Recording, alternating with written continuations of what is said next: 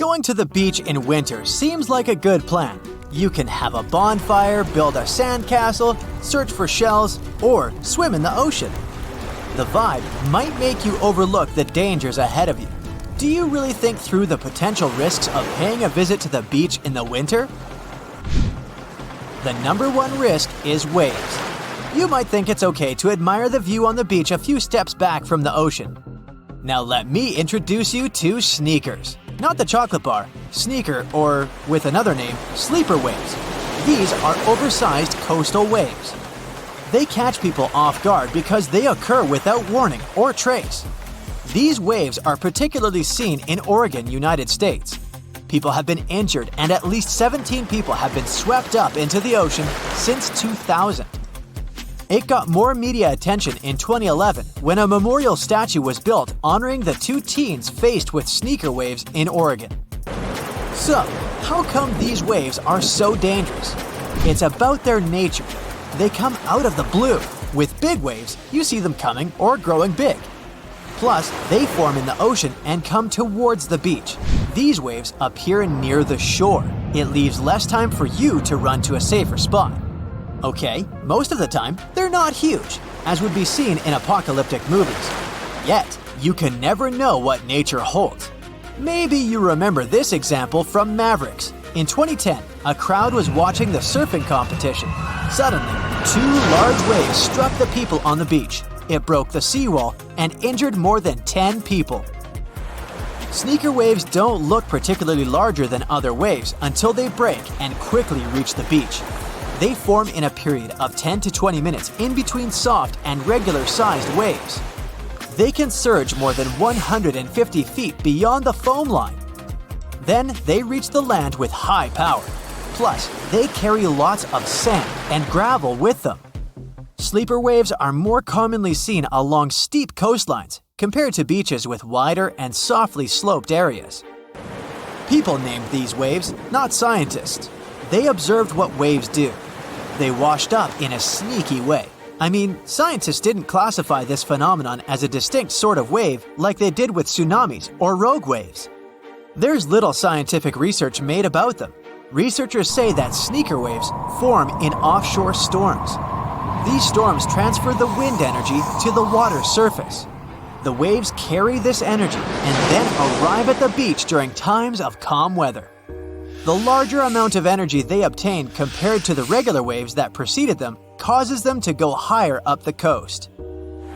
Imagine you go for a walk on the beach with your dog. The waves gently reach the beach. You play the throw and catch game. You don't know about sneaky waves, so you turn into an unwary beachgoer. What's the risk? Being washed into the water trapped against rocks. Since it's winter, you tend to wear heavier clothes. The sand that sneaker waves carry can quickly fill clothing and shoes, and that weighs you down. How can people enjoy the beach safely? First off, keep your distance if you're on the beach for storm watching, for instance. It might be mesmerizing to see how waves roll in over miles of ocean. The storms hit the shore, and you look at those extreme turbulent swells transform into strong 30-foot-long waves. Finding a higher spot that sees the ocean and waves might be best. Be the eagle, not the crab. Did Confucius say that? The second tip is if you're determined to storm watch, never turn your back to the ocean. Yes, eyes on the water. Lastly, be mindful of which part of the beach you're walking on. Stay away from the logs because they hold water. The water increases their weight. In the worst-case scenario, the ocean is powerful enough to roll the logs onto you. Let's assume you're hiking near the ocean. Use the designated trails because park authorities determine them as the safest roads possible. Going off-route can sound charming, but it can be dangerous for you and harmful to the ecosystem in the surrounding area. Now that you know where to walk, you can keep your eyes open about the geological stuff. Like the rocks can be slippery, erosion can rip them off. Yeah, it's better to avoid walking near bases of cliffs and bluffs. You'll never know when a natural phenomenon will occur. It might sound a little extreme, but you may want to check the tsunami evacuation routes of the area you're visiting. Tsunamis are hard to predict, but tides aren't. tide tables are available online. This natural phenomenon looks harmless, yet it can isolate rocks from headlands and the shore. You probably don't want to find yourself with soaked wet clothes in the ocean for no reason. Climbing up onto the logs might not be the best idea either. Sure, they look heavy and sturdy when you're climbing, but even the smallest wave can take you like a leaf flying in the air. Not just logs, but also jetties are tricky. Sudden waves can make you lose your balance, and you can collapse. Let's return to the scenario where you and your dog are walking on the beach. This time your pet sees shorebirds and chases them. Birds could be there for foraging or roosting. Your dog could interrupt their chill zone. They can lose their energy reserves. Can you bump into creatures hiding under the sand? Some sorts of creatures can be dangerous for you. Better not to poke someone's home. Take a look at this one. It's a horseshoe crab. This one looks scary, yeah, but it's safe as long as you don't step on its spines. So it depends on the type of creature you see, but generally, it's okay to explore the sand with caution. Until now, we look at scenarios where you were on the beach when they caught up to sneaker waves. You could be in the water too. You could be surfing, just like the contestant in the Maverick surf competition, or swimming, if swimming is the new case. Consider these. The temperature is lower, the waves are crazier, and there are probably no lifeguards there watching you in the winter. Swimming with friends is a safe option. Bonus, it's more fun. You should choose your swimming location carefully. Are there dangerous rocky areas? Can you easily go out if there's some sort of emergency? Know your spot. For that, you should check the weather too. Planning has a key role in winter water safety. A quick weather forecast and sea conditions check would do. You can consider buying a tow float if you're an adventurous open water swimmer. It's a flotation device designed to increase the swimmer's visibility in the water. They are lightweight and have fluorescent colors. Alternatively, you can wear a brightly colored swimming cap. We can talk more about the gear. Wearing a wetsuit is wise, as well as wetsuit gloves and boots. You can put your phone in a waterproof pouch or bag. Staying warm is essential in the winter. Don't just jump into the water at once. This can result in cold water shock. It's vital to enter the water slowly. In that way, your body can get used to the temperature. Once you take all the necessary precautions, you can enjoy the beach and explore its offers. What sort of gems can you find on the beach? A mermaid's purse? Maybe. No, it's not the purse of Ariel from Disney's Little Mermaid. That's actually an egg case belonging to sharks and rays. It's made out of keratin, kinda similar to your hair and fingernails. These purses are the place where the embryo grows. The egg hatches and the cases are carried away with the water to the beach. If you want to find one, you can look at the area near the seaweed. Have fun while searching for it! Now, I'm ending this video with a quick joke that's suitable for the cold weather of winter. What did the ocean say to the beach? Nothing. It just waved. What's the scariest predator under the ocean? The crocodile? Huh, I don't think so. Loch Ness Monster? Please, it never existed. How about the Kronosaurus? Well, it is extinct, but you might be onto something. Let's take a look at what it'd be like if these creatures were still around today. First things first, what on earth was it? The Kronosaurus was a marine carnivore that lived in the cool, high-latitude Eromanga Sea. It covered vast areas of inland Australia between 90 and 120 million years ago, during the early Cretaceous period. Near-complete fossils of the creature were also found near Colombia, which is a country that has a noted connection to prehistoric reptiles and turtles. This fact makes it extremely possible that the monster I'm about to describe existed worldwide. You might have heard saurus and thought, oh, it's a dinosaur. But these were actually reptiles. They were the largest member of the Plesiosauridae family, referred to as plesiosaurs. Fossil evidence suggests they weighed over 20,000 pounds and were roughly 30 feet in length. Just to put that in perspective, the longest crocodile ever measured was a saltwater crocodile by the name of Lolong from the Philippines. It was 20 feet in length and weighed just under 2,500 pounds. and that's still 10 feet shorter and incredibly lighter than the average Kronosaurus, making the crocodile seem like nothing more than a glorified goldfish in comparison. Despite its terrifying length, the most physically daunting feature of the Kronosaurus was its head. Its skull was about 8 feet long, which was actually proportionally large given the size of its body length. Anything that was unfortunate enough to end up inside the Kronosaurus's mouth may have been given false hope. After all, the teeth of the beast weren't actually that sharp. On second thought, I take that back. I wouldn't feel confident around a toothless snake, let alone being inside the mouth of this monster. But it's true that the Kronosaurus's teeth weren't sharp, especially when compared to other carnivorous reptiles, such as crocodiles and alligators. The teeth of this prehistoric sea creature were instead conical. This means that they were cone-like in shape. Unfortunately, this lack of sharpness didn't make them less dangerous. The teeth were enormous and could be up to 12 inches long from the crown tips to the bottom of the roots. This obviously meant that the Kronosaurus had an extremely powerful bite.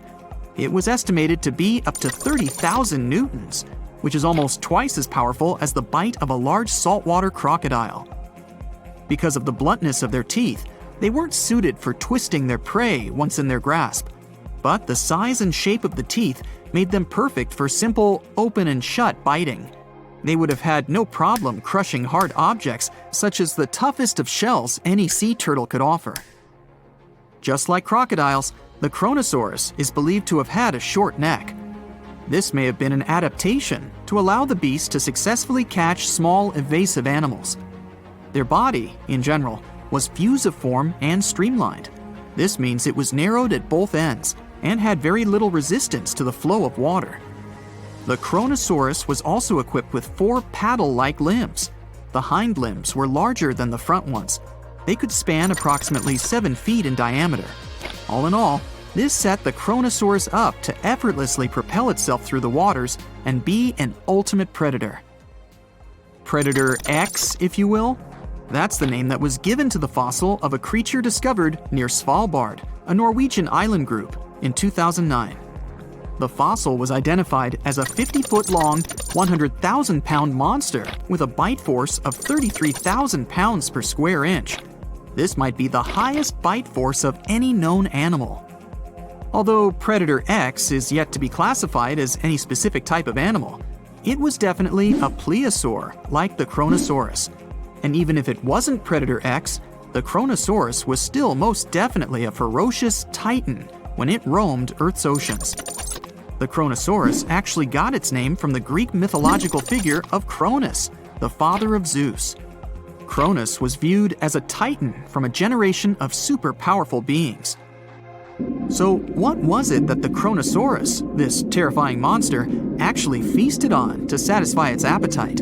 This creature was known to eat sea turtles, squid, and other larger marine reptiles of that time, such as elasmosaurids and ichthyosaurs. This suggests that if crocodiles existed in the realms of the Kronosaurus, they too might have turned into lunch for the beast. There's evidence from the fossil remains of the Kronosaurus that suggests that they also feasted on sharks, which I know is a disappointment to those of you who view that beast as the king of the ocean. Not when the Kronosaurus was around, my friend. In any case, grounding all kinds of food into small pieces to help digest them would have been difficult without small teeth.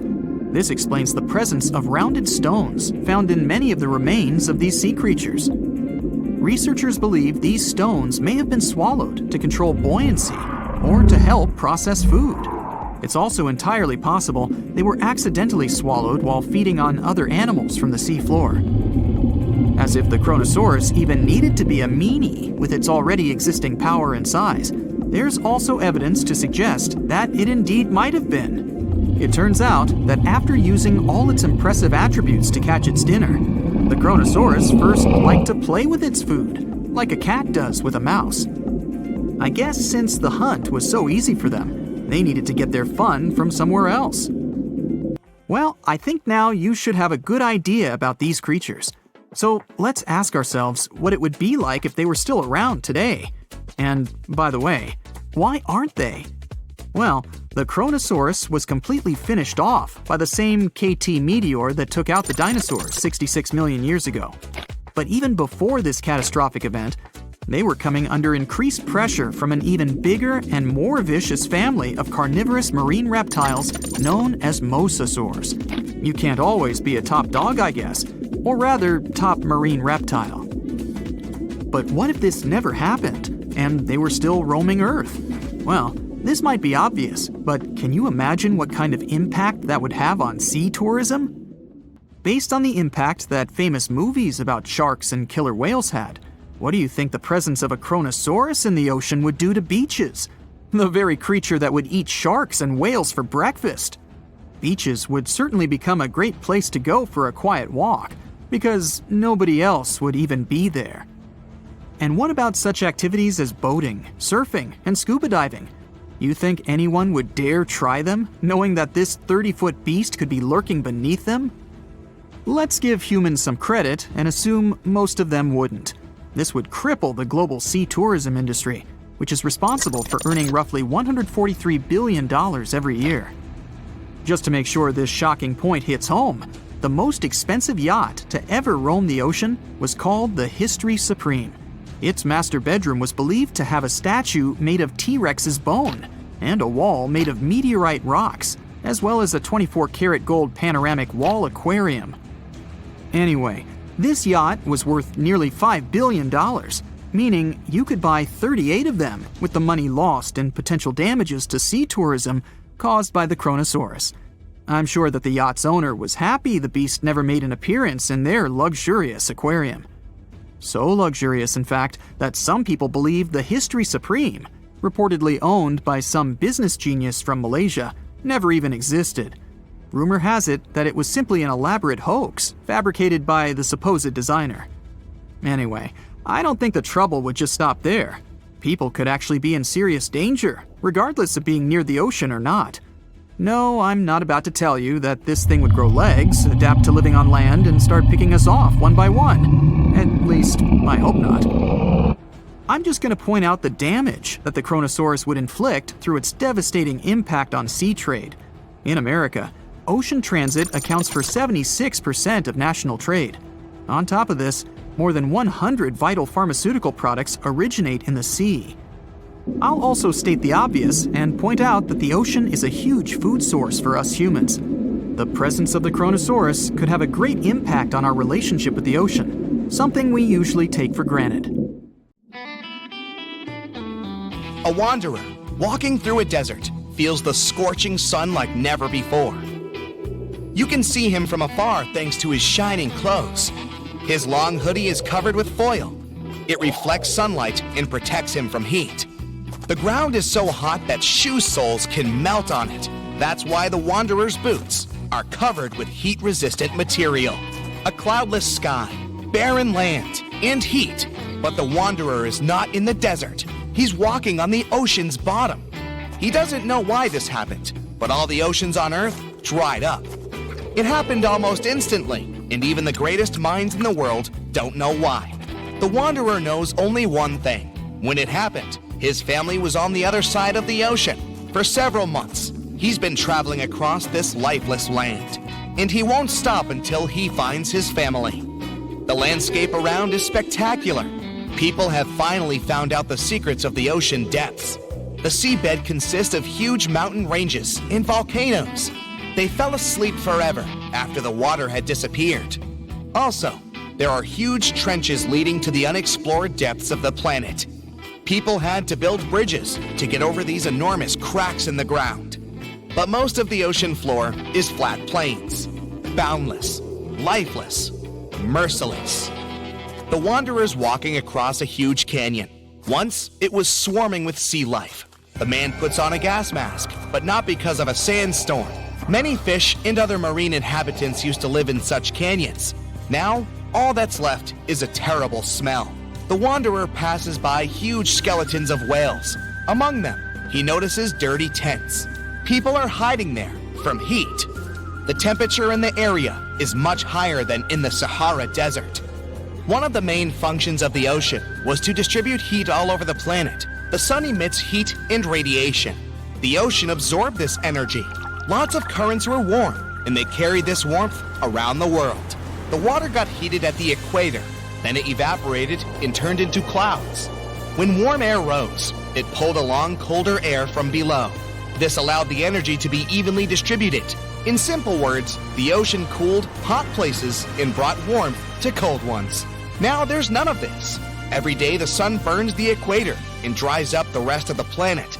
The wanderer doesn't come close to the tents.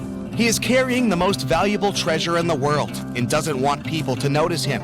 The inhabitants of Earth are just trying to survive, and many have forgotten about such a thing as morality.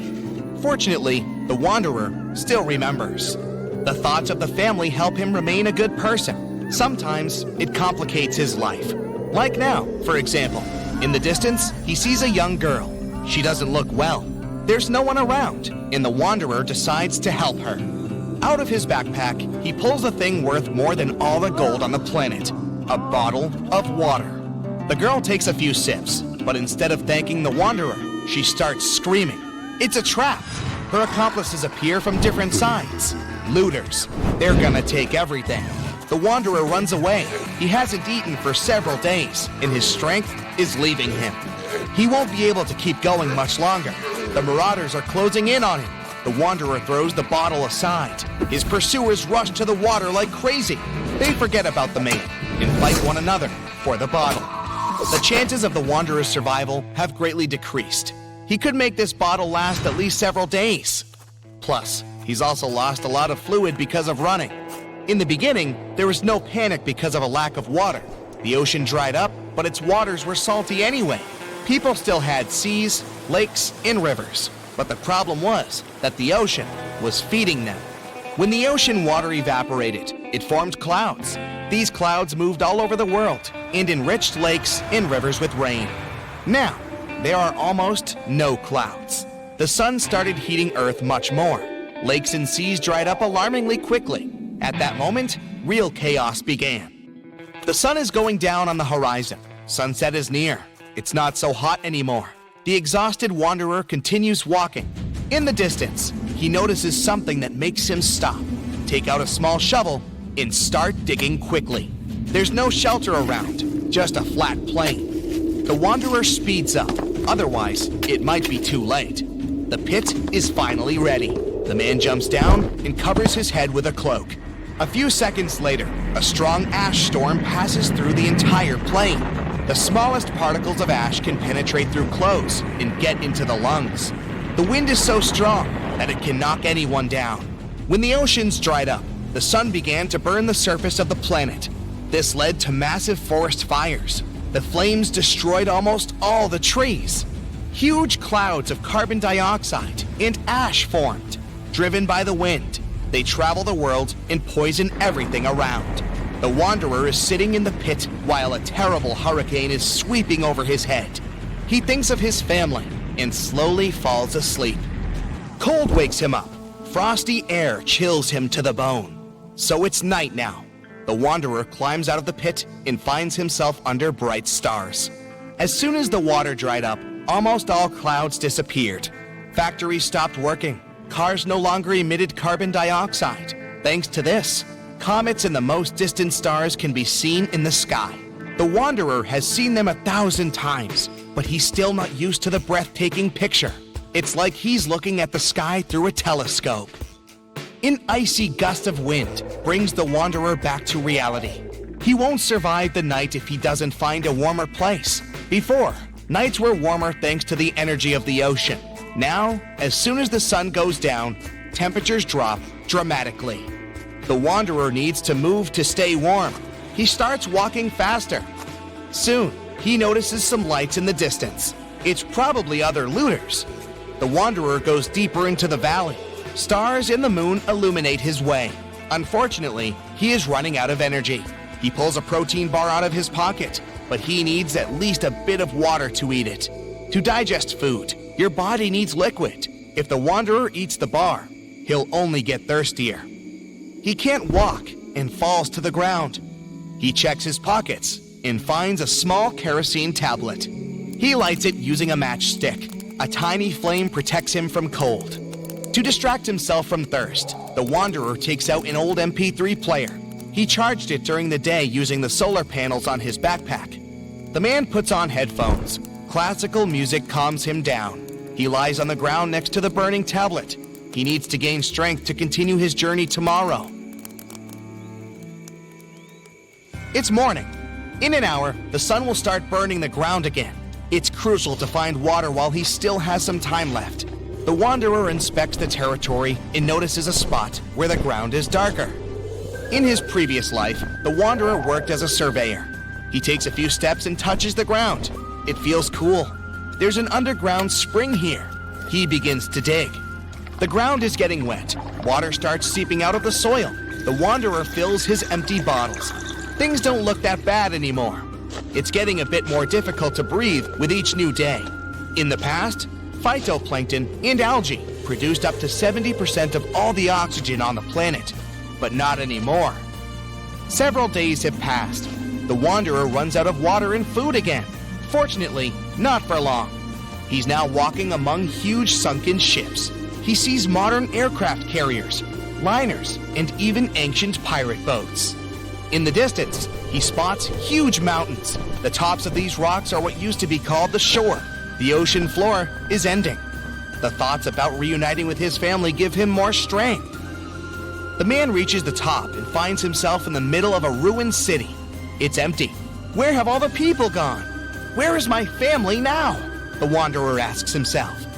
The man walks through the abandoned streets and meets an old man. He says that almost all the people who used to live here left the city and went to Antarctica. The wanderer has a new goal. He's going to get to the icy mainland no matter what. He will find his family.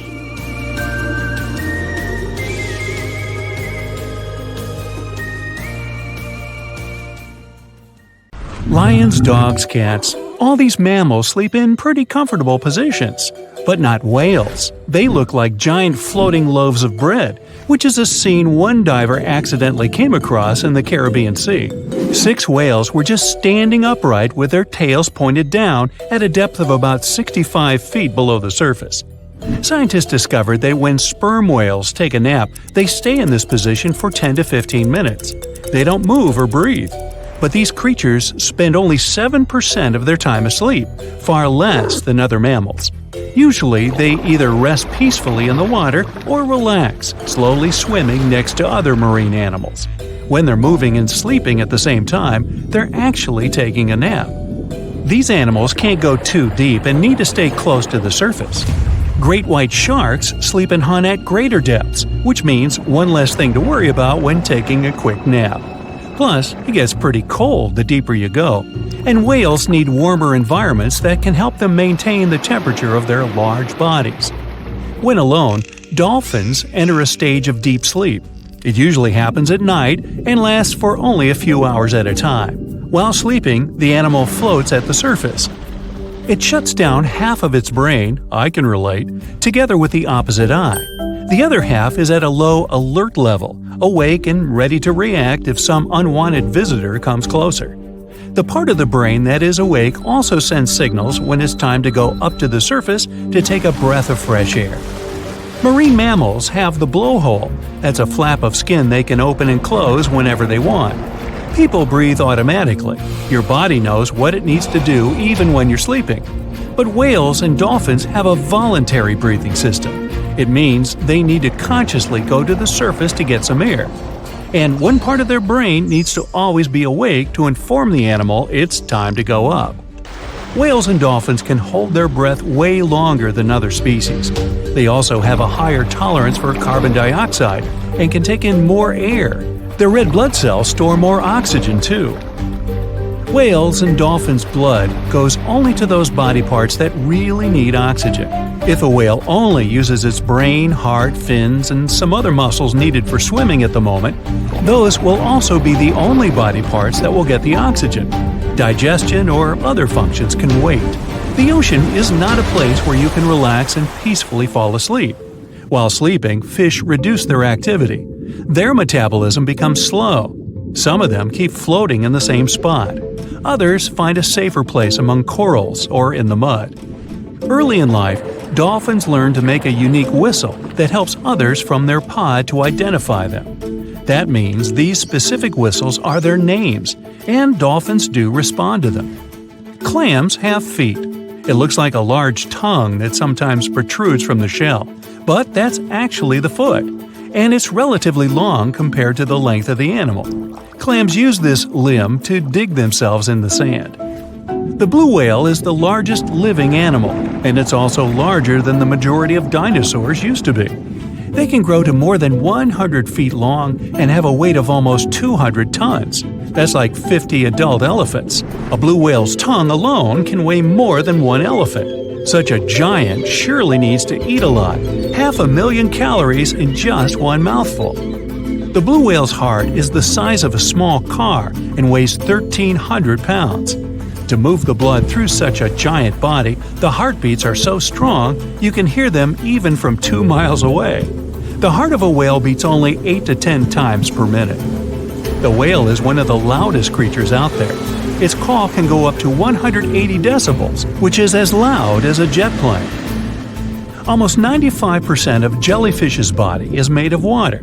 For comparison, the human body is 60% water. It's probably not a surprise since jellyfish don't have a heart, blood, eyes, or brain. The other 5% of their body weight is proteins, muscles, and nerve cells. Jellyfish have been around for more than 500 million years. This makes them older than dinosaurs. These creatures haven't changed much, and today's jellyfish are pretty much like their ancestors.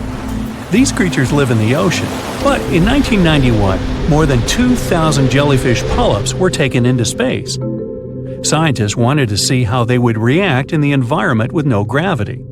The jellyfish reproduced and created 60,000 new polyps, but unfortunately, those couldn't function normally after getting back to Earth. One species of jellyfish can literally live forever. As it grows older, the critter goes down to the seafloor to become a polyp again, and that polyp turns into a new jellyfish with the same genetics. Greenland sharks can live 500 years. This is an animal with almost the longest lifespan among vertebrates. Sperm whales are sociable creatures. They spend their life surrounded by their family. These animals support one another and have close friends they remember well, even if they don't see each other for a long time. Electric eels have small eyes that are not so effective in environments with no light, so they mostly rely on their electric organs. Those consist of 6,000 cells. Eels use them to stow power, similar to batteries. These creatures use electricity like bats use their radars or dolphins their sonar. An eel can also produce enough electricity to power a panel of light bulbs. There's a small tropical archer fish that can learn to recognize human faces. This fish has an interesting ability to spit small jets of water from its mouth. Researchers showed the fish the image of 2 different faces placed side by side. One was unknown and the other was familiar. The fish was supposed to spit water at the familiar one. The creature took the right guess more than 80% of the time. Every year in the winter, great white sharks that live along the California coastline disappear. It feels as if they take a vacation for 30 to 40 days. The animals go to a point halfway between Hawaii and Mexico. They might do it to get some food, relax, or hang out with their buddies from other areas. The spot is now called the Whale Shark Cafe. Some types of sharks, like makos, whale sharks, or white sharks, breathe in a very specific way. It requires them to swim all the time. They also need to move quickly and with their mouth open. This way, the oxygen can enter and reach their gills. Sea sponges are some of the most primitive animals.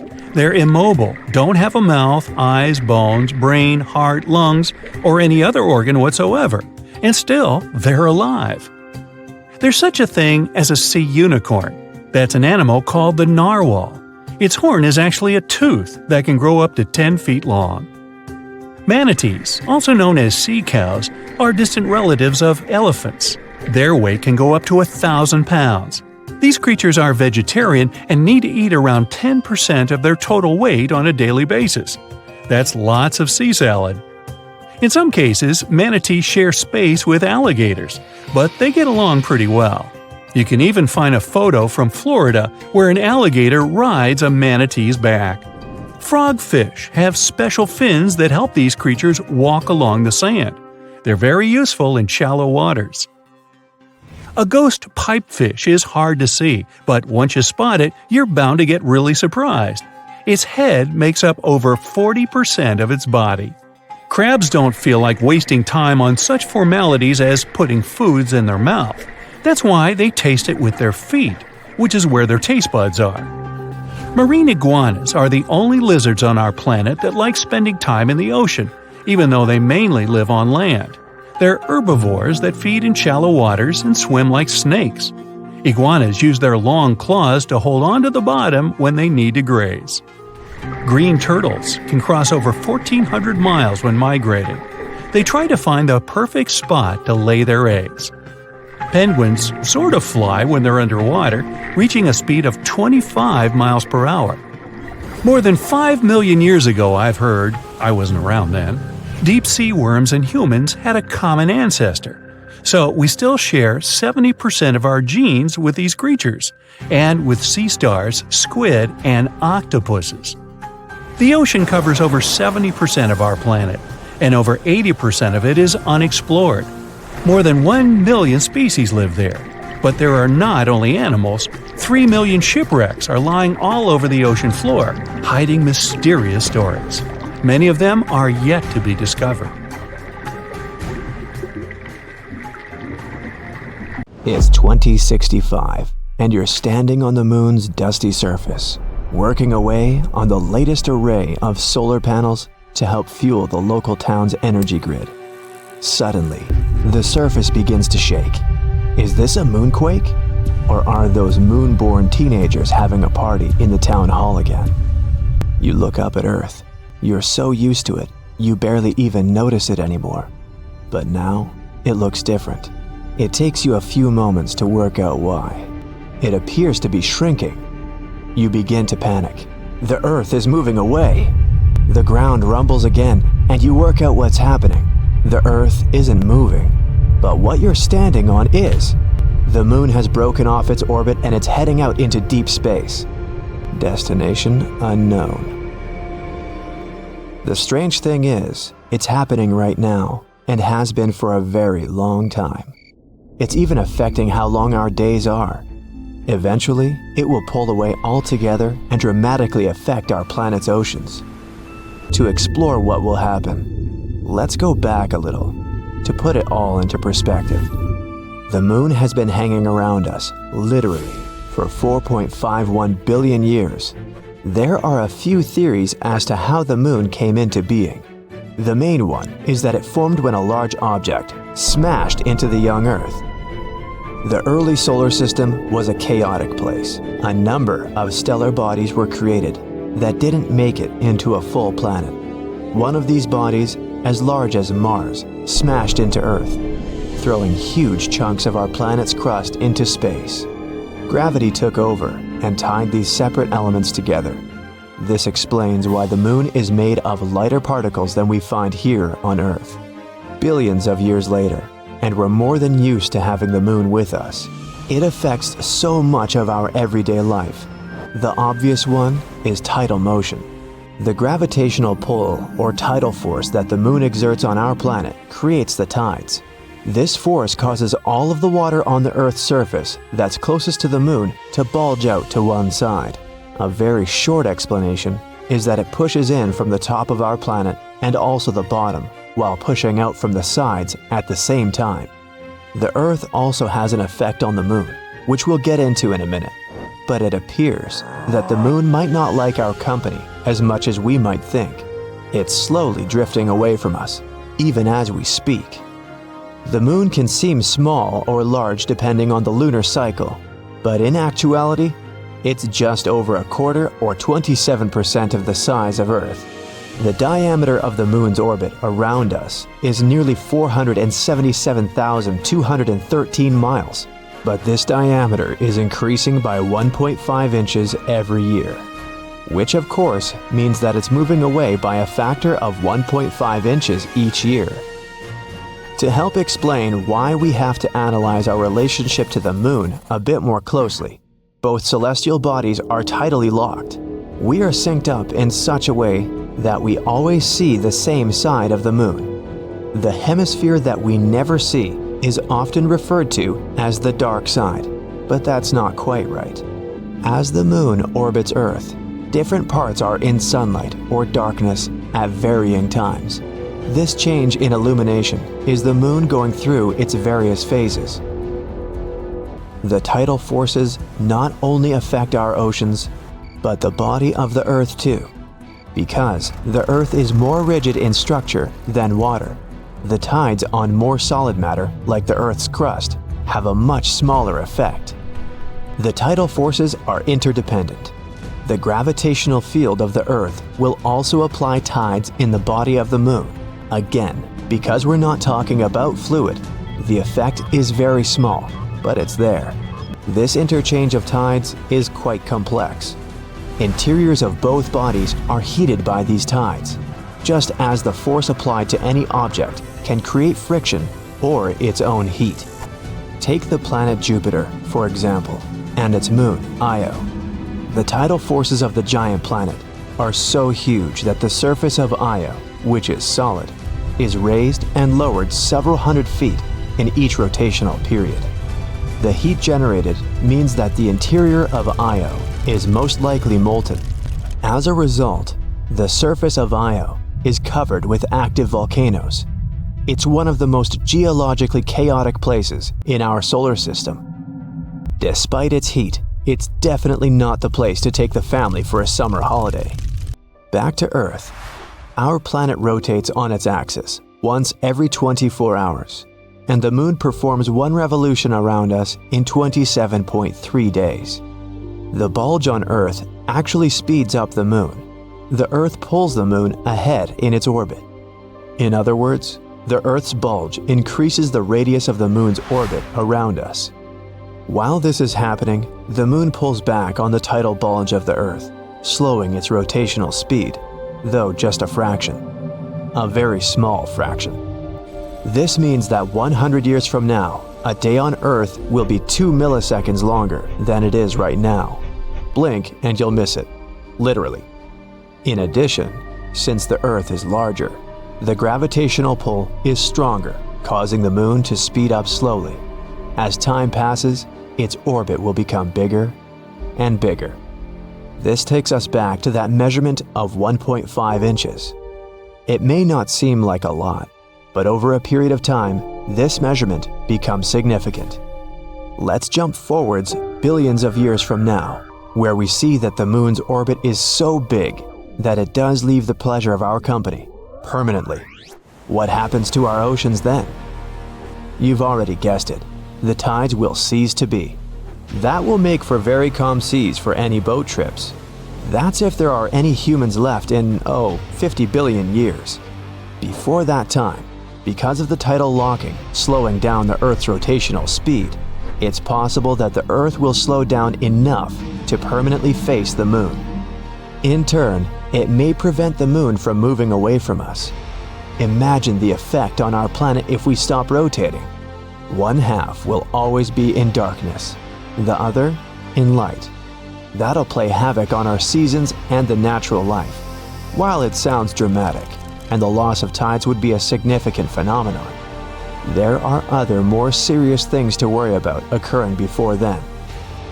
In a tenth of that time, 5 billion years, our sun will likely consume both the moon and the Earth.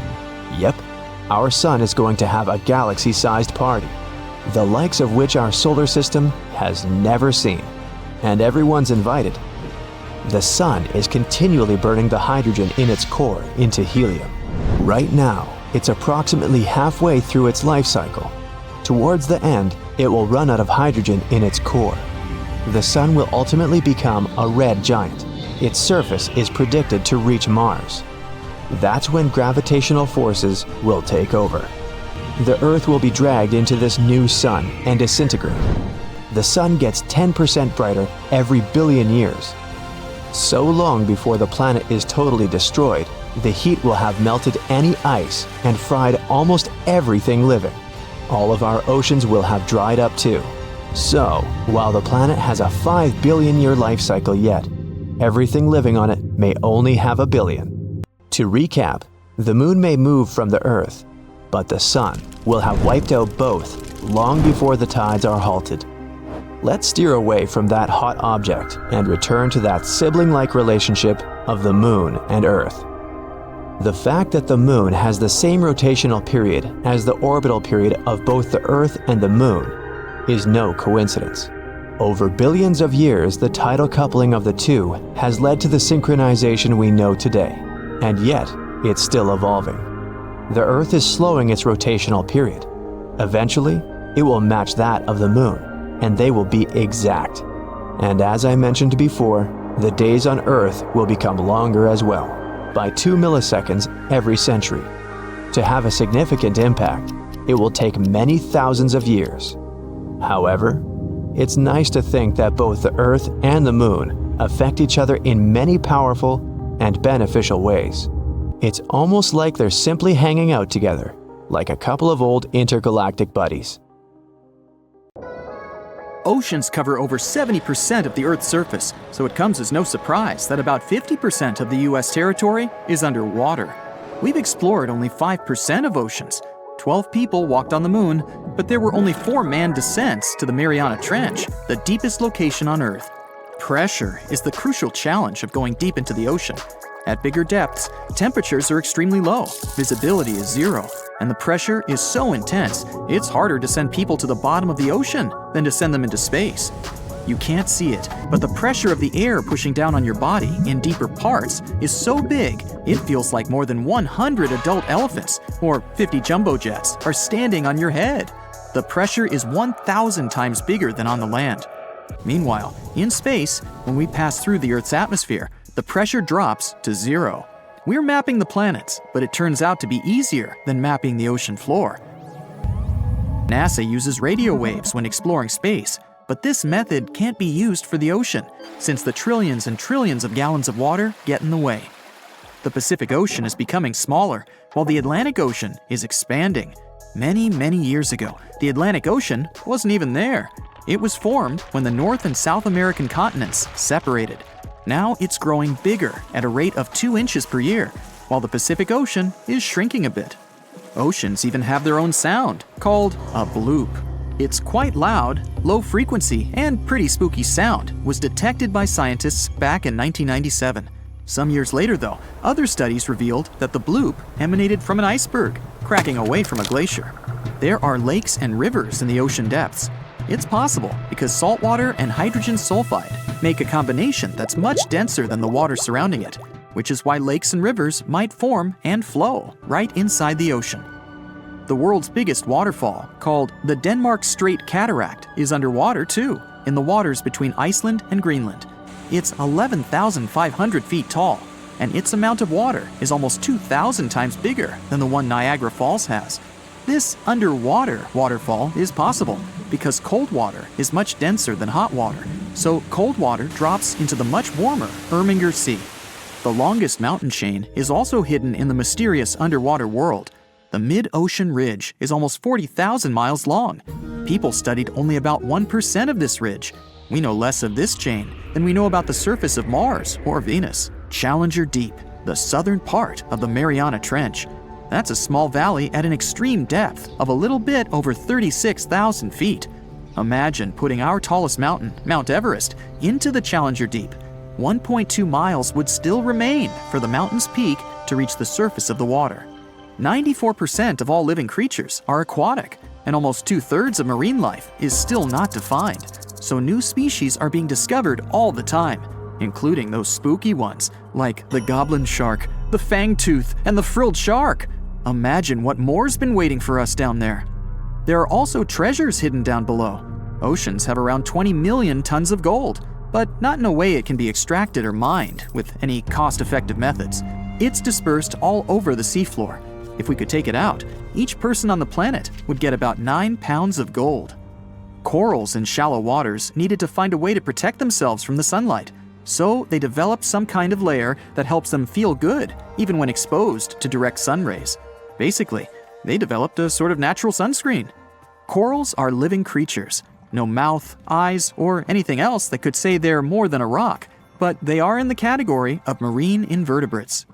A lot of the oxygen on our planet comes from the ocean.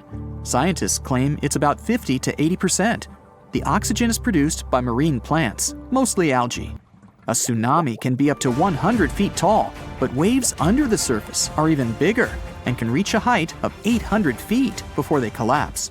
Antarctic fish have proteins inside their bodies that act as some sort of natural antifreeze. These proteins attach to ice crystals and prevent fish from freezing when the water gets too cold. When you place a seashell near your ear, it seems like you hear the sound of waves crashing on some distant beach, like a shell's memories are trapped inside. In reality, the shell amplifies the ambient noise from your current surrounding. There are 1 million volcanoes in the ocean depths, and 80% of eruptions happen underwater. The jellyfish is one of the oldest aquatic creatures, and their ancestors lived 500 to 700 million years ago. That makes them more than twice as old as the first dinosaurs, since they appeared around 240 million years ago. Sharks have also been around for quite a long time, about 400 million years. Fun fact, they don't have bones, but cartilage, the same thing our nose and ears are made of. Their skin is covered in a material that looks more like some sort of teeth than fish scales, dermal denticles. With this, their skin kind of feels like sandpaper, so it helps them be quicker and quieter. The smallest shark, called a dwarf lantern shark, is also one of the tiniest fish in the ocean, since the biggest one ever found was smaller than 8 inches. Lobsters have been around for almost 500 million years. Scientists found fossils of some kind of a huge 7-foot-long lobster, which was one of the biggest animals living at those times. Dolphins are some kind of sleepwalkers, since they sleep with only half of their brain. They close one eye at a time. Sea turtles are quite adaptive animals, and they live on all the continents, except Antarctica. Octopi are incredible marine dwellers. They have blue blood, 3 hearts, and 9 brains. The central one and the other 8 brains are distributed among their 8 arms. They also can regrow an arm in about 100 days. Sea sponges don't have a head, eyes, a mouth, bones, lungs, a heart, or a brain, but they're still living beings. A seahorse is technically a fish, even though it doesn't look like one. This specific animal has no stomach or teeth. Food goes through its digestive systems really fast, so these animals must eat more or less all the time to stay alive. Seahorses can eat more than 3,000 brine shrimp per day. There's a unique spot in the Pacific Ocean where you're farther from all your problems than in any other place on Earth. It's called Point Nemo, and it's about 1,500 miles away from the closest points of land. It's quite hard to get there. First, it's not a bit of land, so you can't actually see it. Second, even the person who discovered it back in 1992 never visited it. The ocean doesn't get struck by lightning as often as the land does, but when this happens, the results can be way worse than on the ground, since water is conductive, so lightning spreads across the ocean really fast. Cold water surrounding your body while swimming may feel refreshing, but that's not a protective layer, and you can still get sunburned. In fact, the water only reflects 10% of UV rays, while the sand reflects an additional 15% of the sun's rays. The temperature in oceans varies. Sometimes you can find water with a temperature of up to 40 degrees Fahrenheit, while there are hydrothermal vents in the seafloor too. They release water that goes up to 750 degrees Fahrenheit. Ouch. There's this thing called the Milky Sea phenomenon, a stunning scene where the water glows with such incredible light that it looks like it's not from our planet. This area is so big, you can see it shining from space, and the mysterious phenomenon usually can be seen in the Indian Ocean. Sometimes, while chilling on a beach, you can see green flashes over the horizon. That happens because the atmosphere bends sunlight when it's passing through, after which it separates the light into different colors. This is in the same way a prism splits the light into what we later see as small rainbows. Black holes have incredibly strong gravitational force pulling objects in. Even light doesn't have a chance to escape it. A similar thing happens with those found in the oceans. Yes, no need to go to space to see one of those. We have them on Earth too. It's just that they don't catch the light, but the water. They are enormous whirlpools, sometimes bigger than whole cities, and they're spinning against the main current, swirling billions of tons of water and everything else on the way. Hey, we all want to get from point A to point B in the quickest, most direct path possible. Agreed? Good. But if you ever wondered why there's no direct flight from your hometown to your destination, there's a reason. When deciding on a new route, airlines have smart analysts who decide what that route will be or if it'll even happen. They got two main questions to answer: how many people want to go there, and how much money are passengers willing to pay? Depending on those two factors, airlines can make new routes and drop existing ones. Distance means fuel, and fuel means money. If they're not selling enough tickets to enough passengers going that route, out it goes. So it's not only us passengers wanting to get from A to B the fastest way possible. The airline wants to make it as efficient as it can be too, because time is money. By the way, it's always bugged me why people don't want to fly from B to A. It's always A to B. Why? B's a nice place, but you wouldn't want to live there? I don't get it. Anyway, back to the script. Whenever you're going on a road trip, you probably plan your route. You pick the best possible roads, you check how many gas stations, stores, and rest stops will be on the way. Even if you don't do that, airlines certainly do, because flying is a lot more expensive than driving. Before a flight starts, the crew makes a flight plan. The plan is uploaded to the aircraft's computer and shows the whole route from one city to another. The plane will have to stick to it most of the time, even though there's actually a whole set of routing possibilities. Because it's good to have a plan B, C, and D when you're moving a large chunk of metal through the sky with hundreds of people on board, airlines have the main route and backups to use in case of weather conditions or other possible issues. So, the people and the airline want the plane to fly the least time possible. As we know, the shortest way from A to B is a straight line. But when you look at the flight map, it's anything but a straight line. It's more of a rainbow shape across the globe. Why is that? Because showing our 3D Earth on a 2D map tricks your eye. Your plane really is flying in a straight line. Proof? If you take a string and connect, say, LA and Tokyo, you'll see it's as straight as lines get. But compare your string to the lines of latitude running across your globe. There it is, that rainbow. If we look at a live flight tracker, we can see thousands of planes flying at the same time in the same route. I mean, the whole map is covered. Look at them all. Okay, now let's take for example the US and Europe. Planes from New York, Boston, Chicago, and plenty of other cities all fly to Germany, Spain, Greece, you name it. They're all in the same air at the same time and landing in Europe by morning. Turns out, the air highway is much busier than anyone thought. Imagine it happening on a highway on the ground. So much traffic every single day.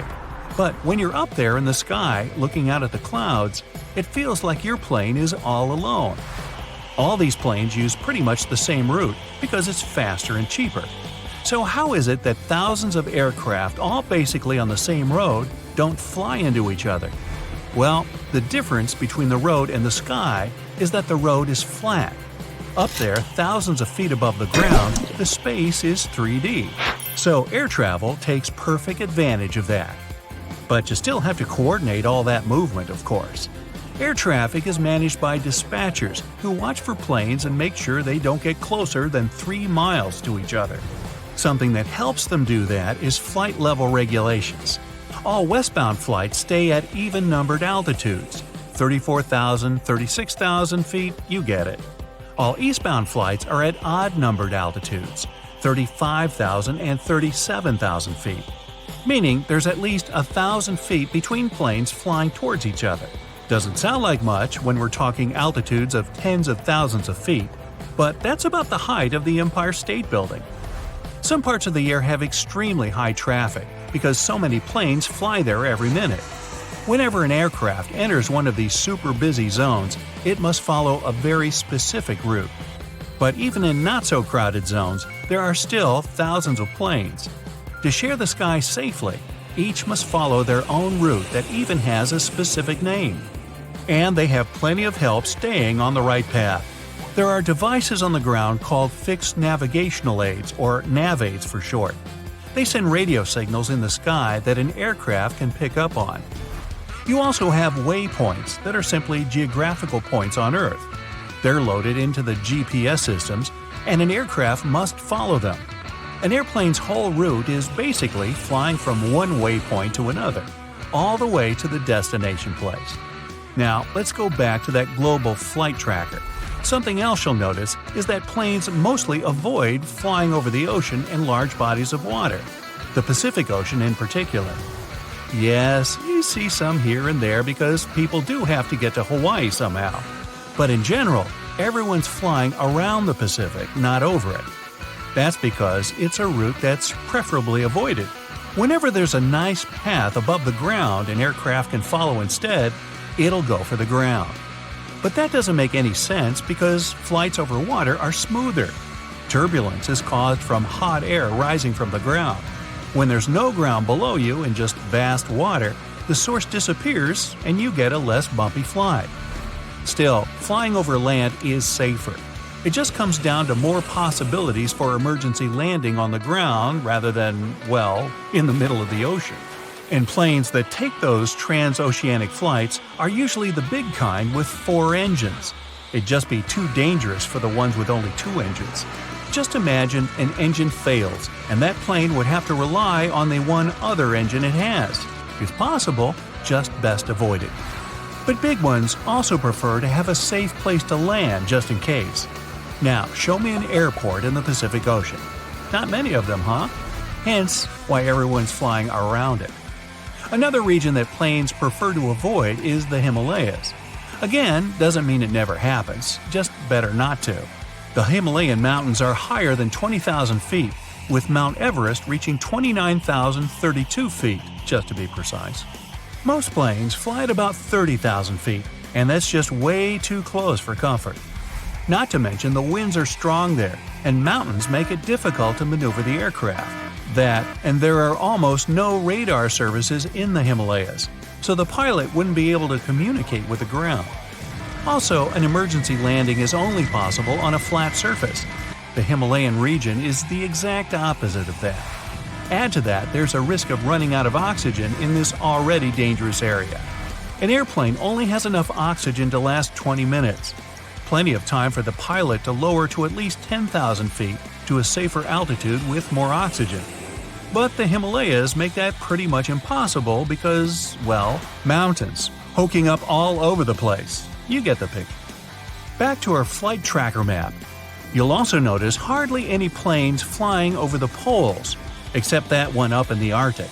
Hey, what are you doing there? Ah, Dubai, Seattle. Well, it's one of the very few. This route likely got a special approval, navigation system, and a unique set of preparations. The problem here is that the poles interfere with the navigation. Compasses there go berserk and are of no use. The Earth's North Pole has a very strong magnetic field that's constantly changing. The magnetic field moves, making true north different from what pilots see on their devices. If they're just a few degrees off course, it could end up costing them dearly over long distances. That's why very few planes actually fly over the Arctic. And forget about Antarctica, nobody's flying over it.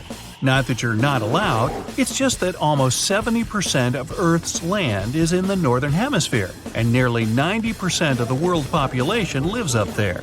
Hey, the more you know. Okay, let's try something together.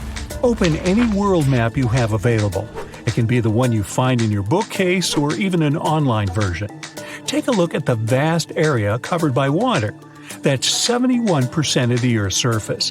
And all that is salt water from the world's oceans.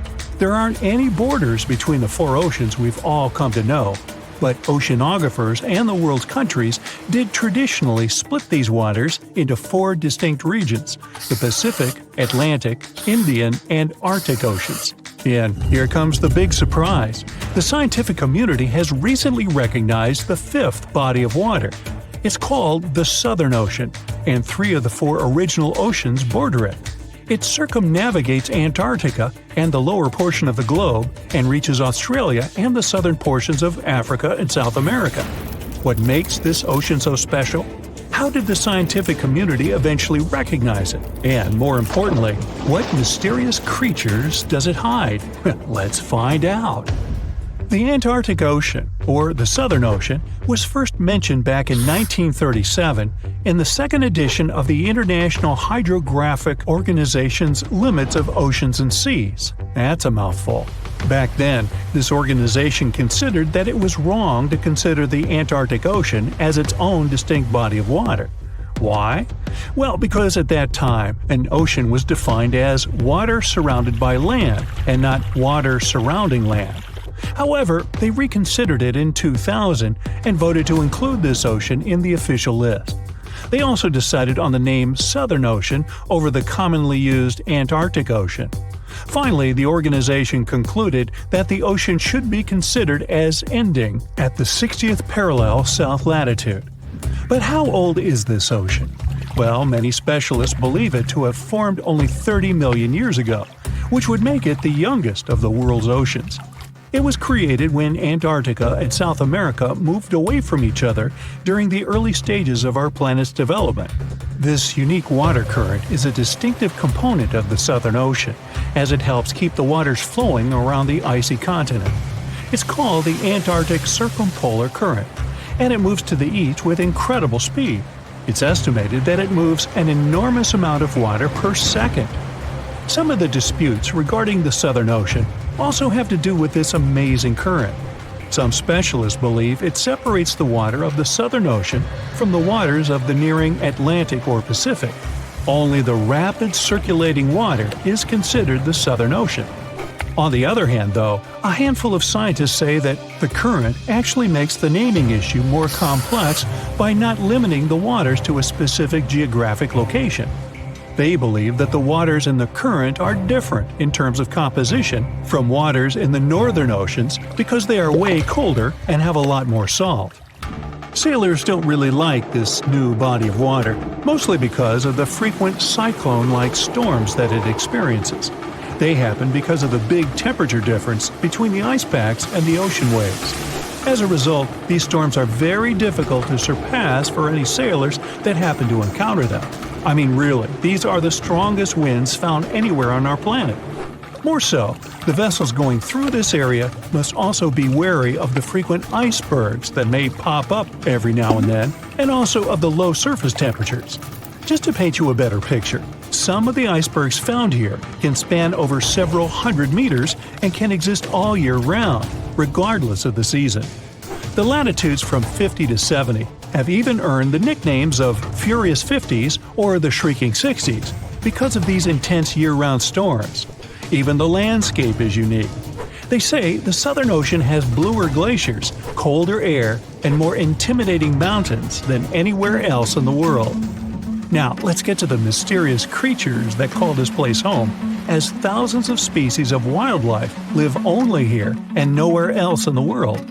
Let's start with the quirky sea pig, or one of the sea cucumbers as it's sometimes called.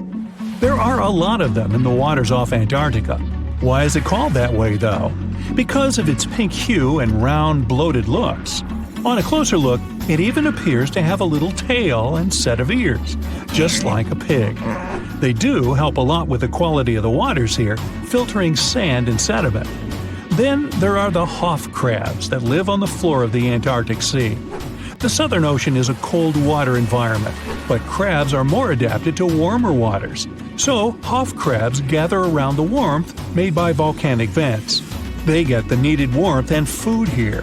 You can find them in large piles, one on top of another, literally filling the space of the vent openings. Now, wonder how they got their unofficial name? Well, it's because of their apparent similarity to the actor David Hasselhoff, whose impressive chest reminded explorers of the crab. Okay. Ever seen a fish that's completely transparent? You'd have to get to these waters down in the south, but they do exist, and they are simply called the ice fish. You can basically see inside them, being completely clear and all. That's because of their see-through skin and because they don't have any red blood cells. Their special power is that they can use antifreeze to prevent their bodies from going solid in the cold waters of the Southern Ocean. Instead of the standard thicker blood, the red one with hemoglobin, ice fish have thinner blood that moves around more easily throughout their bodies, hence giving them the much-needed nutrients and oxygen.